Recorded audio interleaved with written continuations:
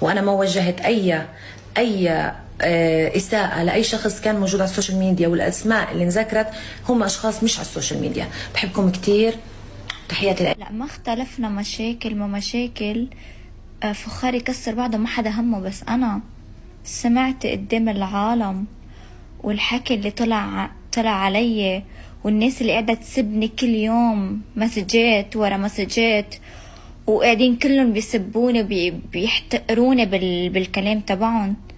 شو مين بيعوضوا حبيبتي؟ مين بيعوضوا؟